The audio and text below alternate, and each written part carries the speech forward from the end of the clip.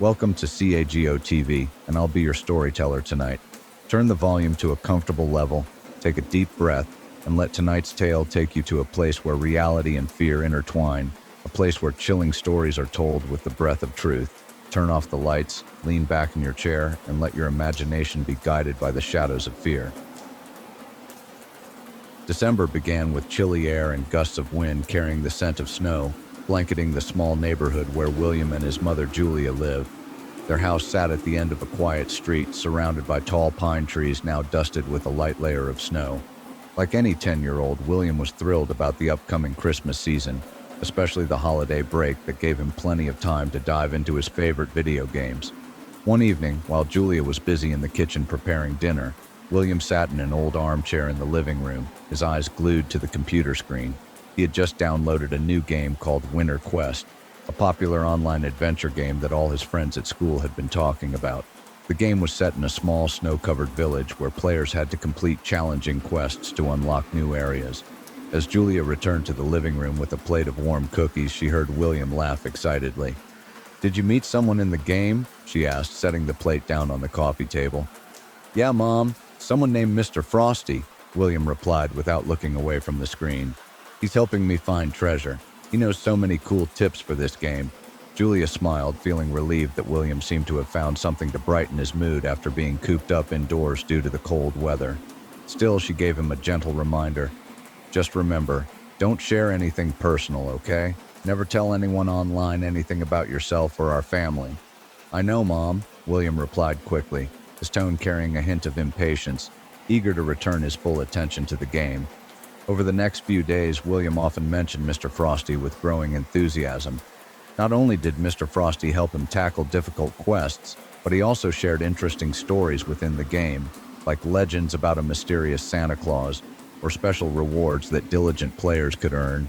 Julia gradually stopped paying much attention to this online friend, assuming it was just another part of William's gaming experience.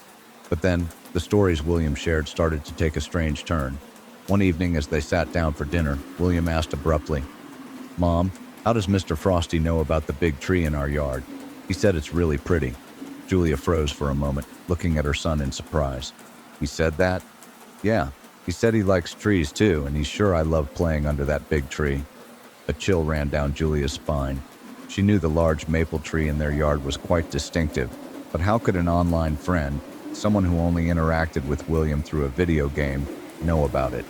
William's innocent comment left her uneasy, but when she saw the excitement in his eyes, she reassured herself that it was probably just a strange coincidence. A few days later, things grew more unsettling. Mr. Frosty began asking questions that Julia couldn't ignore. "What does your mom do for work? Is your house close to the park? Did you go outside to play today?"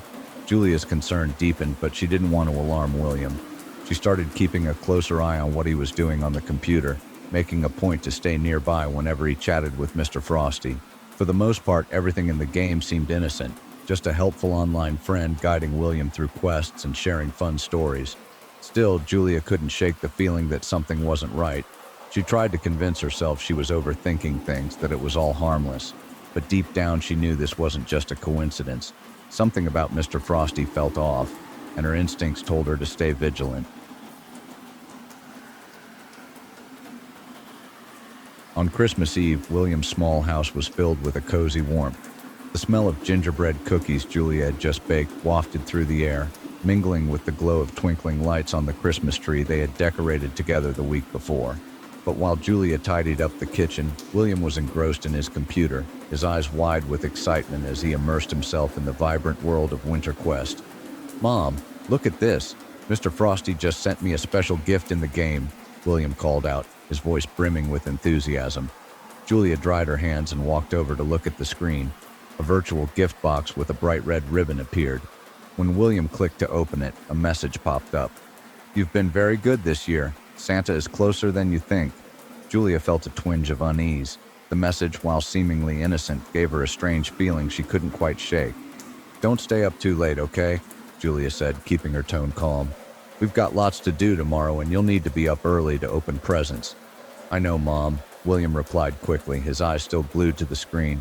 As Julia returned to the kitchen, something strange happened. The porch light outside their house flickered and then went out completely. Julia frowned and glanced toward the window, peering through the thin curtain.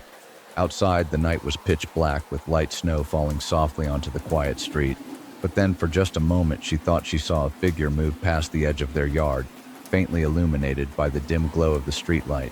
She froze, staring intently, but the figure was gone as quickly as it had appeared. Taking a deep breath, she told herself it was probably just her imagination, or maybe a neighbor out for a late walk. Still, a growing unease crept over her. In the living room, William was still absorbed in his game. As Julia stepped closer, her eyes caught a new message from Mr. Frosty on the screen. "Look out the window. Santa is standing there." Julia's chest tightened. Her breathing quickened as she approached the large window in the living room. Pulling the curtain aside slightly, she looked out into the snow-covered yard. It was completely still, with no sign of anything unusual. But just as she started to let the curtain fall back, a faint sound broke the silence, a soft rustling like something brushing against the back window. She spun around, but there was nothing there. "William, turn off the computer. Now is not the time to be playing games," Julia said, her voice firmer than usual. William looked up, startled by her tone. "But Mom, I'm not done with this quest." "No, turn it off." Julia walked toward the desk, ready to shut the game down herself. When she opened the player list to block Mr. Frosty's account, a strange message appeared. "It's too late. I'm already here." Julia's heart stopped. Before she could react, the doorbell rang, piercing through the tense silence. Julia and William exchanged wide-eyed looks, fear clearly etched on the boy's face. "Stay right here," Julia whispered, pulling William close to her. She walked cautiously to the door, her eyes fixed on the peephole, but when she looked, no one was there. Julia's palms grew slick with sweat. "Please, don't open it," William whispered, his voice trembling. Swallowing hard, Julia slowly turned the handle and cracked the door open. Sitting neatly on the porch was a small, carefully wrapped gift box, tied with a bright red ribbon. She hesitated, her eyes scanning the yard. It was eerily quiet, the icy air biting at her skin as she shivered. There wasn't a single person in sight. "Stay here," she told William, then leaned down to pick up the box. Bringing it inside, she placed it on the table and stared at the red wrapping. Taking a deep breath, Julia opened the box. Inside was a photograph that made her blood run cold.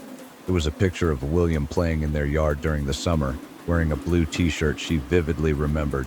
But that wasn't all. Beneath the photo was a small handwritten note scrawled in uneven letters. "Does he want to come outside and meet Santa?" Julia didn't waste another second. She grabbed William and ushered him into the bedroom, locking the door behind them. Her hands shook as she dialed 911, her voice breaking as she explained the situation. But just as she hung up, another sound filled the house. A soft, deliberate knock at the front door. "William, stay right here," Julia said, her voice trembling as she held him close. From the hallway, faint footsteps began to echo, slow and deliberate, as if someone was moving through the house, knocking lightly on each window. Julia tightened her arms around William, her heart pounding as she fought to keep herself calm.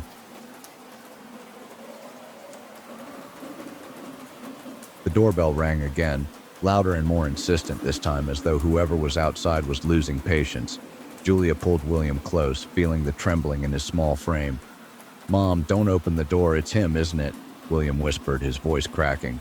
Julia hugged her son tightly, trying to steady her nerves, though her mind raced with fear. Slowly she crept toward the door, her eye pressed against the peephole. There was still no one there, but the darkness outside seemed thicker, swallowing the faint light from the street lamp.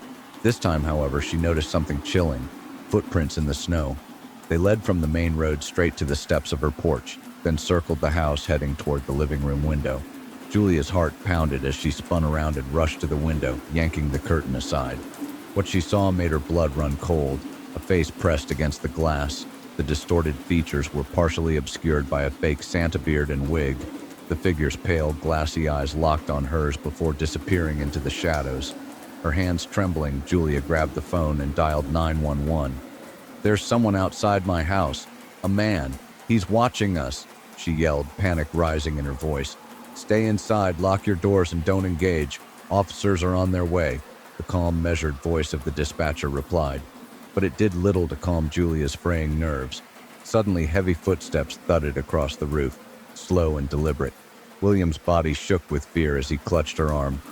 "Mom, he's on the roof." The air in the room seemed to freeze. Julia scooped William into her arms and bolted to the bedroom, locking the door behind them. They crouched in the corner, Julia wrapping herself protectively around her son. Outside, the footsteps shifted again. This time they came from the hallway just beyond the bedroom door. A soft knocking sound began, steady, rhythmic, as if the intruder knew exactly where they were hiding. "William, it's okay. We're going to be okay," Julia whispered, though her own voice quivered with uncertainty. Then, the lights flickered and went out. The house was plunged into darkness, the only illumination coming from the faint glow of moonlit snow outside. Julia held William tighter as her breathing quickened, and then from just beyond the door came a chilling whisper. "Little boy, Santa's here to see you." Julia couldn't hold back any longer. She screamed, "Get away from us, the police are on their way." The whispering stopped, but the air felt heavier than ever. A sudden sharp banging on the bedroom window made both of them jump. The glass rattled violently as though someone was trying to break in. Just then, the distant wail of police sirens cut through the oppressive silence, growing louder and closer. The banging stopped abruptly and the heavy footsteps retreated, fading into the night. By the time the police arrived, the house was eerily still. Officers scoured the area, finding footprints in the snow circling the home, a tattered Santa hat lying near the scratched bedroom window, and tracks leading back to the road. But the intruder was gone, vanished without a trace. When the investigation was over, the officers shared a chilling piece of information. The Mr. Frosty account William had been interacting with was linked to a man who had been on the run for years after being charged with stalking children. He'd been arrested once but had escaped custody, leaving behind a string of victims and a trail of fear. That night, Julia deleted every online game from William's computer and set strict rules for his use of technology. She refused to let him go outside alone, even during the day. The memory of those haunting hours would not loosen its grip on her. As she cradled her son in bed that night, Julia realized that keeping William safe wasn't just about locks or alarms. It meant being vigilant, aware of the unseen threats lurking in the world, threats that could find their way into even the most innocent spaces. But even though the danger seemed to have passed, Julia could never forget that face at the window, or the sound of those slow, deliberate knocks. And every time the wind howled at night, she couldn't help but hear that eerie voice whispering just beyond the glass, "Santa's here to see you." Story 2. Kidnappers on Christmas. Christmas had arrived early in Pinewood, a small town with cobblestone streets and a cozy charm that drew people together every winter. Twinkling lights adorned storefronts and Christmas trees dotted every corner. The cheerful sounds of jingling bells from the gift shop and children laughing as they sledded down the nearby hill filled the air with a warm, familiar holiday spirit. But beneath the festive facade, an unspoken tension gripped the town. 16-year-old Lily Harper, a bright-spirited girl, had vanished nearly 2 weeks ago. She disappeared without a trace on her way home from school. That Tuesday afternoon had been bitterly cold, with snow blanketing the streets, and Lily had called her mother to say she was on her way back. After that, no one saw her again. The search began immediately. Flyers with Lily's photo plastered every lamppost and shop window. Her family was devastated. Diane Harper, Lily's mother, seemed to have cried every tear she had, her eyes constantly red and swollen. Her father, David, once the picture of strength, now looked hollow and aged beyond his years. "We just want our daughter back," he pleaded in a televised appeal. At first, the police thought Lily might have run away, a not uncommon act of rebellion for teenagers. But as her friends, family, and teachers all insisted that Lily showed no signs of trouble, the theory quickly lost ground. Volunteers scoured the area day and night. They combed through the nearby woods, checked parks, and even searched along the icy riverbanks. But day after day, no leads emerged. Hope began to wane, replaced by quiet whispers of darker possibilities. Pinewood, a town known for its safety and small-town camaraderie, now felt stifling. Neighbors started locking their doors and eyeing one another with suspicion. Parents no longer let their kids walk alone, even in broad daylight. The local newspaper ran story after story on Lily's disappearance. Police Chief Mason held press conferences nearly every day, though his updates rarely brought any new information. "The investigation is ongoing. We urge anyone with information to come forward," was the refrain that grew more familiar than reassuring. While most people tried to resume their lives, the Harper family couldn't escape their nightmare. They clung to the faint hope of a phone call, any call, that might bring news of Lily. Her chair in the living room remained untouched, as though she might walk through the door at any moment. But the house had grown colder. quieter, the joy drained from every corner. As Christmas approached, the glowing lights and cheerful carols felt more like cruel reminders of what was missing. The Harpers weren't the only ones who felt the strain. For a town like Pinewood, the idea that something so sinister could happen here was unthinkable. What no one could have guessed, though, was that the first clue would come from the unlikeliest place, a small, quiet house just across the street. Emily sat quietly by the living room window, her hands wrapped around a steaming cup of tea, seeking warmth in the biting chill of winter. Snow blanketed the town, covering rooftops and streets in a thick, undisturbed layer of white. The glow of Christmas lights spilled out from every window, painting a picture-perfect holiday scene. But Emily's eyes were fixed on the house across the street, the small, solitary home belonging to Paul. Paul lived alone and rarely interacted with anyone.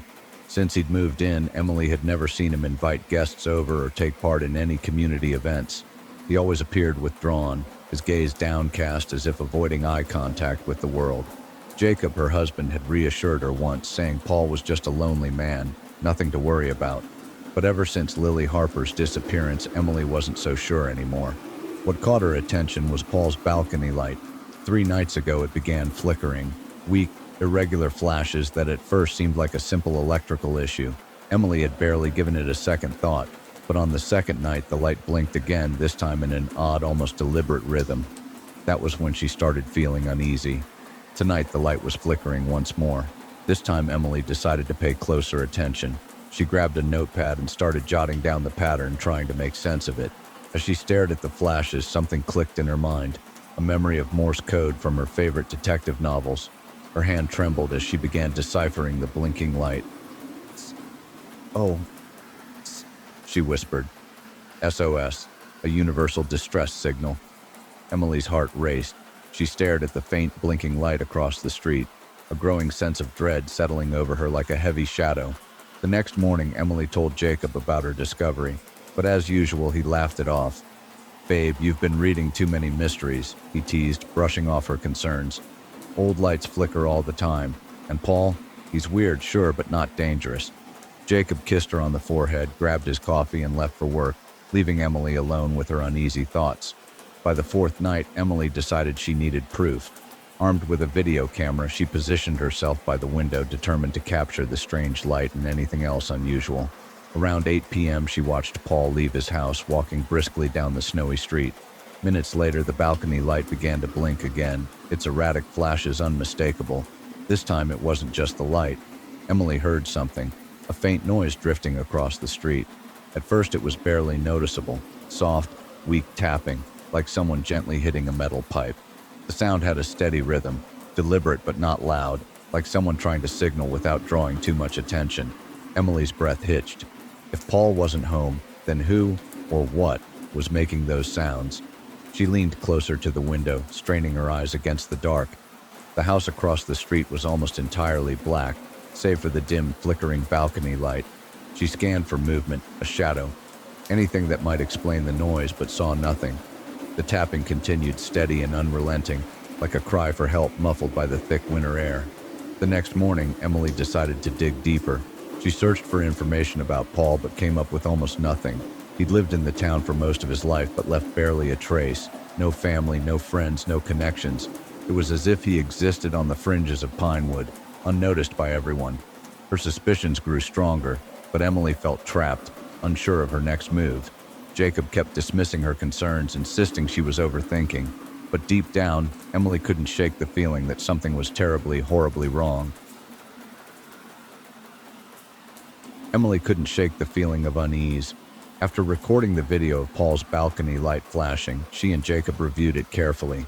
The unmistakable signal spelling out SOS left no room for doubt. This wasn't a coincidence. "We need to call the police," Emily said firmly, her voice trembling with worry. "But what are we supposed to report?" Jacob asked. "A flashing light? They'll think we're making things up." Emily didn't respond, but the determination in her eyes made it clear she wasn't letting this go. Reluctantly, Jacob agreed. The following night, Emily resumed her watch on Paul's house. Just as he left around 8 p.m., the balcony light began flickering again. Emily recorded another video, this time zooming in for a closer view and letting the footage run longer to strengthen their evidence. Once again, she heard faint, unusual noises, soft tapping like someone hitting pipes, emanating from Paul's house, breaking the stillness of the night. "There's something in that house," Emily told Jacob. "Or someone." Jacob agreed they needed to act but remained cautious. "We can't do anything ourselves. This is a job for the police. Don't do anything risky." The next morning, Emily and Jacob went to the local police station, bringing the video with them. They explained the strange signals from Paul's balcony light, the odd nighttime noises, and their suspicion that the house might be connected to Lily Harper's disappearance. At first, the officer seemed skeptical, but after watching the video and hearing the details about the Morse code signals, his demeanor changed. "If what you're saying is true, we'll need to investigate immediately," he said. "But I'll send someone to look into it discreetly. Don't approach the house yourselves. If there's something suspicious going on, taking matters into your own hands could put you or someone else in danger." Emily nodded, though the idea of waiting made her restless. As they left the station, she turned to Jacob. "All we can do now is wait, but if Lily's really in that house, I hope the police act quickly." Jacob squeezed her hand gently, trying to reassure her. "They'll do their job, Emily. We've done ours. Now it's up to them." After receiving the information from Emily and Jacob, the police decided to investigate Paul's house. They arrived on a cold morning, snow blanketing the ground. Paul answered the door with a calm demeanor, though there was a flicker of suspicion in his eyes. "We received reports of some unusual activity at your house," one officer said sternly. Paul shrugged, trying to appear nonchalant. "Unusual activity? I live alone. There's nothing here to worry about." But when the officer mentioned the flickering light signals and strange noises neighbors had reported, Paul hesitated. Something shifted in his expression. Confusion, maybe even worry. "Must have been an electrical issue," he said quickly, though the unease in his eyes betrayed him. Armed with a search warrant, the officers began inspecting the house. They carefully searched the upstairs rooms but found nothing unusual. Everything was spotless, almost unnervingly tidy. However, when they moved to the kitchen, one officer noticed something strange, a faint tapping sound, soft and weak, coming from below. Following the noise, they discovered a steel door hidden behind a large curtain in the kitchen corner. It was cleverly concealed and easy to miss without a closer look. "That's just my wine cellar," Paul said hurriedly, stepping in front of the door. His voice grew tense. "There's nothing down there worth seeing?" His nervous behavior put the officers on high alert. When Paul tried to block their way, two officers restrained him while another broke the lock on the door. The steel door creaked open, revealing a staircase leading down to the basement. Cold, damp air wafted up, carrying a faint, musty odor that made everyone uneasy. Descending the stairs, the officers' flashlights illuminated a chilling sight. Lily Harper sat curled up on an old rickety bed, her eyes hollow and dazed. But the moment she saw the officers, her face lit up with a glimmer of hope. The girl was frail and pale but alive. Lily tried to stand, but her weak body gave out. One of the officers immediately removed his coat and draped it over her shoulders. "We're here to help you," he said gently. As they escorted her out of the basement, Lily began to recount her ordeal, her voice trembling. She explained how Paul had abducted her on her way home from school, dragging her into his van. He had kept her locked in the soundproof basement ever since. "I didn't think anyone would hear me," Lily said, tears streaming down her face. "But then I realized the water pipes connected to upstairs. I started tapping on them every night, hoping someone would notice." She also explained the flickering balcony light. "Paul didn't know the wiring for the light ran down here. I found the switch and started using it to send Morse code. I didn't know if anyone would notice, but I didn't have any other choice." The police rushed Lily to the hospital while Paul was arrested. During interrogation, he confessed to his actions. He admitted he was lonely and obsessed with the idea of having the perfect companion. He chose Lily for her bright, lively demeanor, believing he could make her a part of his life. Paul's house was sealed off for a full investigation. The mystery of Lily Harper's disappearance had finally been solved, but the nightmare it left behind would haunt the town for years to come. For Emily and Jacob, they knew that without their vigilance, the outcome might have been far worse. That Christmas, Emily's house glowed warmly with lights on the tree, but the darkness in her heart lingered. Every time she looked out the window, her gaze drifted to Paul's house, now silent and lifeless. It served as a chilling reminder that behind peaceful walls, the most terrifying secrets could be hidden.